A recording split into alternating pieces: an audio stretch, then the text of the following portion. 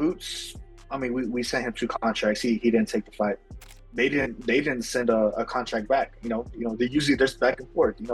There's something going on in talks. Well, he did all his talking on social media, but he didn't do it behind closed doors. That's usually how the kind of guy I am. I usually don't call anyone out on social media. I call them out by telling my promoter, hey, I want to fight this guy, or Turkey. As the debate surrounding the potential matchup continues to grow, Virgil Ortiz has finally addressed the situation, claiming that contracts were sent and his team was prepared to make the fight happen. With both sides offering different accounts, questions still linger over what derailed the showdown with Boots Ennis. That's the fight we want next. That's the fight we want next, and it's so easy to make. It's not a hard decision. Boots is there, Boots is available, Virgil's available.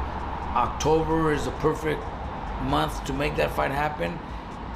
If it doesn't happen, it's because Boots decided to go somewhere else. Building on that point, Vergil Ortiz Jr. argued that a showdown with Jaron "Boots" Ennis had become impossible to ignore now that both fighters were competing at 154 pounds. Ortiz insisted that he had never been selective about opponents, emphasizing that his goal had always been to challenge himself against the toughest names in the division. Because it has to happen. Because it has to happen soon. Because it has to happen. Yeah, because 160 is that far away for you guys, right? Yeah. We both just moved up, so it has to happen at 154. So it'll happen soon.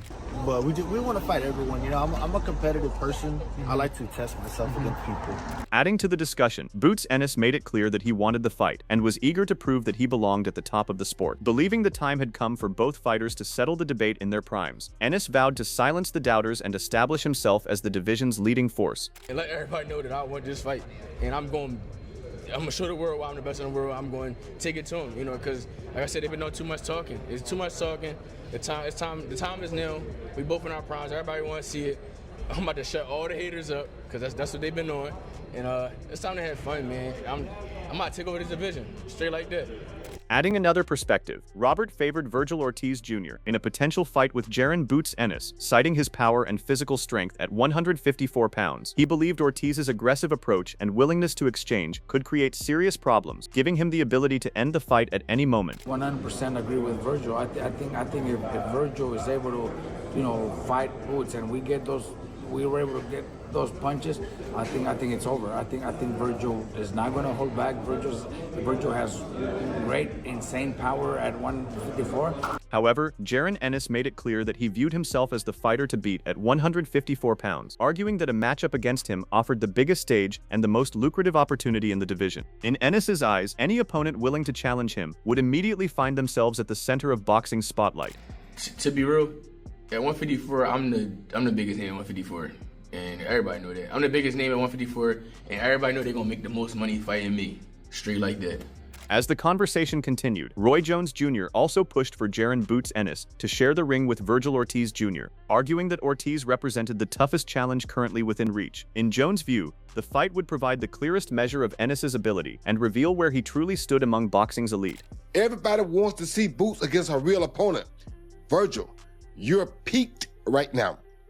You're the best option to make us to let us figure out. Adding his thoughts, Sean Porter expressed confidence that Jaron "Boots" Ennis was still evolving as a fighter and had yet to show the best version of himself. Although Porter respected Virgil Ortiz Jr. showing against Serhia Bohachuk, he argued that stepping into the ring with Ennis would present a far greater test and a completely different challenge. I just think he's been just simply amazing, and I think that even for someone of his talent, of his stature, that the way he's grown in this thing, I think there's another level for him as well, and I don't think he's gotten there yet. Yeah, man, Virgil looked really good against Lubin. Yeah. Boots is no Lubin. Boots is a different cut. Tim Bradley, however, strongly backed Jaron "Boots" Ennis in a potential clash with Virgil Ortiz Jr., arguing that Ortiz lacked the all-around skill set needed to beat him. Bradley was so confident in Ennis's abilities that he said he would gladly put money on the outcome, believing Boots' versatility would carry him to victory. Virgil Ortiz can't beat no Boots Ennis. Virgil Ortiz can't beat no Boots Ennis. I promise you, Virgil Ortiz ain't beating no Boots. When y'all gonna listen? Y'all ain't got to listen. Y'all ain't got to listen. Oh, I'ma put my money where my mouth is. Ooh, I'ma put my money where my mouth is. Oh yeah, Yeah, the next fight is gonna be against Boots Ennis. And you ain't man, listen to me, people. I'm trying to tell y'all, man. I'm trying to tell y'all. Skill versus skill. Turning to the stylistic battle, Breadman Edwards viewed Vergil Ortiz Jr. as a difficult stylistic test for Jaron Boots Ennis. He pointed to Ortiz's compact punching and effectiveness at close range as potential problems for Ennis. Still, Breadman favored Boots because of his speed and overall skill set, while cautioning that his reliance on reflexes could leave openings for Ortiz's power. Stylistically, to me, the hardest fight for Boots is Virgil Ortiz. That's my honest opinion.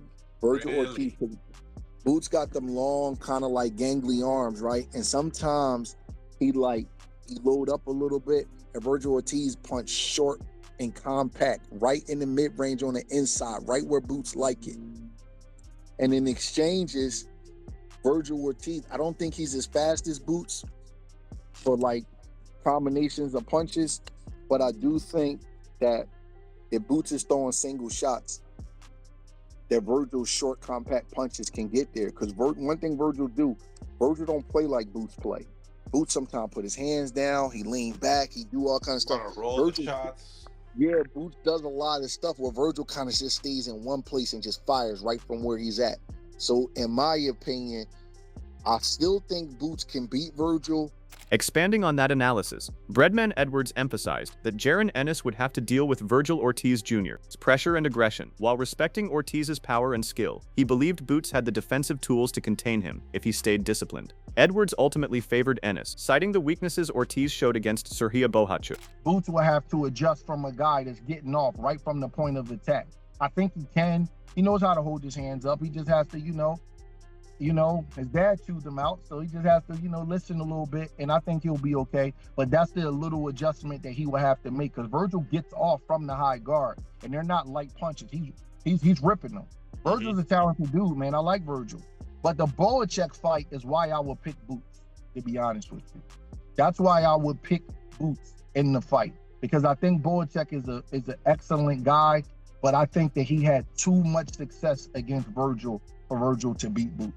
Offering a different perspective, Sergio Mora viewed a potential clash between Jaron Boots Ennis and Vergil Ortiz Jr. as a true 50-50 fight. He noted that both men's aggressive styles create defensive openings, but praised Ennis's reach and movement. Mora also warned that Ortiz's pressure could leave him vulnerable to counters, making the matchup a potential thriller.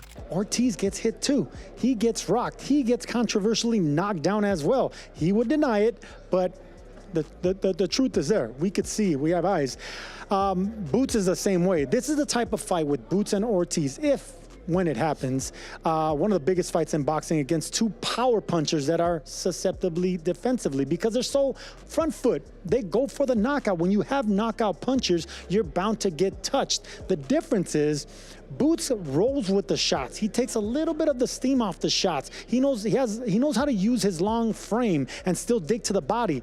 Virgil, on the other hand, he'll get up after getting dropped, shake his head, and put it in another gear, in a meaner gear. That can work against a mean fighter like Virgil and run into shots, especially if you're buzzed. So when it does happen, hold on. It's going to be explosive. Someone's going to get knocked out. And I always pick a side, right, Mannix? I always say, oh, well, this guy's going to be the favorite. That's a legitimate 50-50 fight. Continuing the debate, Sean Zittel labeled a potential clash between Vergil Ortiz Jr. and Jaron Boots Ennis as one of boxing's most intriguing matchups. Zittel believed Ortiz's aggressive approach, quick combinations, and commanding jab would push Ennis into a high-intensity battle instead of a cautious, tactical contest. He also felt that Ortiz had the speed and punching power necessary to compete with Boots in the exchanges, making the fight a compelling matchup on paper. That's an amazing fight because Ortiz brings... He's not known for his velocity, but he does bring really good punching velocity, aka speed, and he's an incredible combination puncher. And he's not going to make the mistake of what you're saying of trying to outbox Virgil or Jaron Ennis. He's going to make it a firefight and go blow for blow. And oh my God, on paper, what a fight that should play out to be. And he has more firepower than Xander Zayas, and he's meaner and more ferocious than Xander Zayas, whose advantage over Ortiz is supposed to be his boxing acumen and a little bit more versatility to moving around the ring and all that. But Ortiz has an excellent jab, an excellent double jab, very fast hands that can challenge the hand speed and the exchanges of Jaron Ennis, and power that can challenge the punching power of Jaron Ennis. Despite praising the matchup, Sean Zittel ultimately favored Jaron Boots Ennis to win. Zittel pointed to the difficulties Virgil Ortiz Jr. faced against Israel Madrimov's movement and awkward style, believing Ennis had the athleticism and firepower to create similar problems. In his view, Boots' ability to generate cleaner offense and capitalize on openings gave him a slight advantage, even with Ortiz's success at 154 pounds. You know, it's one thing that makes me think Ennis does win that fight, even though Ortiz right now on paper is the favorite. He's been at 54 and all. When you look at how Madrimov's awkwardness and his movement in that fight made it hard for Ortiz to get off until later in the fight, Ennis can implement the same things but actually be hitting him while he's doing it. Meanwhile, Chris Mannix viewed a potential showdown between Jaron Boots Ennis and Virgil Ortiz Jr. as one of boxing's hottest attractions. Mannix argued that Ennis's latest performance had only intensified the interest surrounding the matchup, adding that another impressive victory from Ortiz could turn the fight into an unavoidable demand from fans. That is a very good fight to make, but I am anticipating, I am frothing, I am salivating for the fight against Virgil Ortiz. That was a massive fight 3 months ago when they were negotiating it. It is even bigger now after a fight like this. If Virgil goes out, looks spectacular in his next fight, there is going to be incredible momentum to have that fight take place. Texas, Vegas, here in New York City, it doesn't matter. That is going to be one of the biggest fights we can see in boxing. Furthermore, Chris Mannix viewed Virgil Ortiz Jr. as one of the toughest challenges Jaron Ennis could face. Mannix pointed to Ortiz's power and aggressive style, arguing that Boots would have to tighten his defense, rely more on his jab, and avoid unnecessary exchanges. He also believed Ennis could build on his recent outing and refine his approach before stepping in with another top-level opponent. Ortiz is a killer, one of the best finishers in all of boxing. You've got to shore up that defense. You got to move a little bit more. Be willing to box a little bit more. Throw that jab a little bit more. These are all lessons I think Boots will take from that. And maybe you're happy about it, right? Like, if you had fought Virgil Ortiz right away, maybe you fight like that, and Virgil, maybe he knocks you out. Right. Now, you get a learning experience from it, and we go into that. Let's make it happen. Let's just make it happen. Give me that fight, please. I'm begging you. Echoing that sentiment, Danny Garcia praised a potential clash between Jaron Boots Ennis and Virgil Ortiz Jr. as exactly the type of fight the sport should be making, with both men eager to build their legacies and prove themselves at the highest level. Although Garcia respected Ortiz's talent, he leaned toward Ennis, arguing that Virgil's pressure-heavy approach could create the kind of openings that Boots thrives on. I think that's the fight. I mean, you win that fight, we definitely in the top 10 to me. Right. You know, for sure. That's a young champion, a young killer just like you. That's what makes good fights. Young, hungry fighters. Right. That's when you know there's going to be a fight, you know? Right.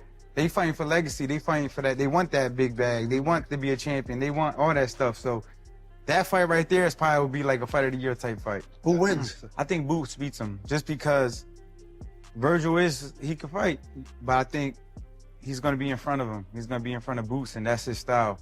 Right. His tailor-made style. Meanwhile, Chris Algieri voiced strong confidence in Virgil Ortiz Jr., emphasizing that he possessed the tools to trouble any opponent in the division. Although Algieri recognized the difficulty of the matchup, he believed Ortiz's combination of talent and upside made him a dangerous contender and added another layer of intrigue to the fight. To be fully transparent, Virgil's my guy. And Jaron, with the level of talent he has, he can beat anybody on any given night. So, yeah, it's a really interesting time. Discussing the matchup, Jesse Bam Rodriguez described Jaron Ennis versus Virgil Ortiz Jr. as one of the fights fans were eager to see. While he avoided choosing a winner because of his ties to both camps, Bam acknowledged his close relationship with Ortiz as a teammate. Rodriguez also felt the bout would be a major boost for boxing and believed it was inevitable that the two would eventually meet in the ring. That's a very good fight for the fight fans.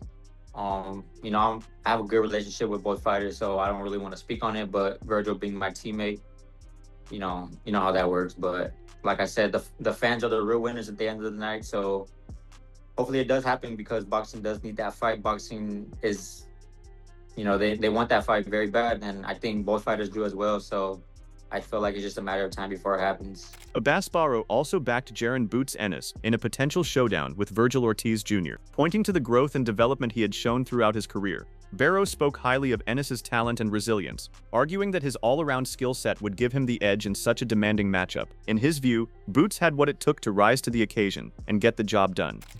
And you say there about sort of the opportunity. Does it feel better now, you know, when, especially sort of coming up, there was times where, you know, they didn't want to open the door to you, they didn't want to give you that opportunity. So to now almost feel like you kicked the door through, does that feel a little bit better, would you say? Oh yeah, definitely, man. It showed that the discipline, the hard work pays off. Following that, Andy Rozier leaned toward Jaron Boots Ennis in a potential clash with Virgil Ortiz Jr., believing Ennis's elite skill set would ultimately prove decisive. Even so, Rozier had plenty of respect for Ortiz, describing him as a dangerous force and predicting that the matchup would deliver an intense and competitive battle. Oh, listen, I love the fight. I have to definitely side with nephew. Boots is, I think his talent is very, very, very good, and I think it's going to be difficult. But Virgil is a monster, so it's going to be interesting. I can't wait to see it.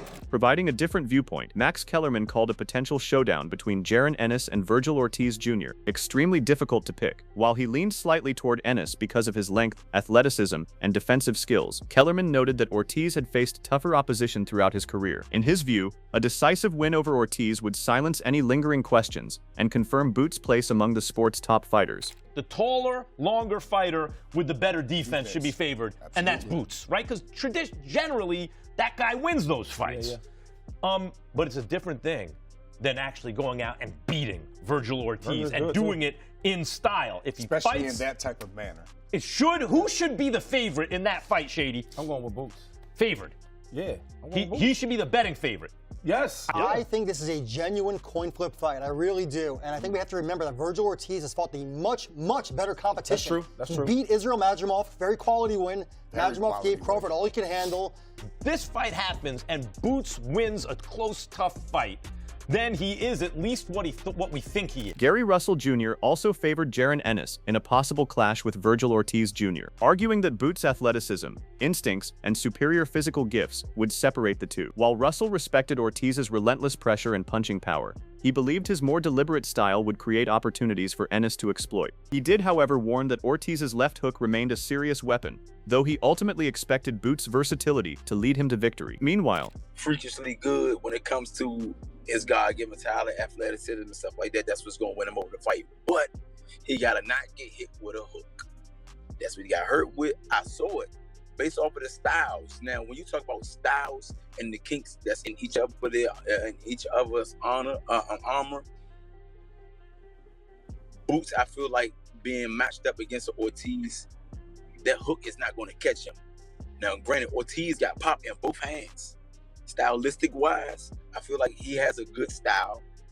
He has a typical style, to be honest, but just like Xander, he's obedient. He's not going to deviate and try to do nothing flashy for the crowd. He's going to go there and get the job done.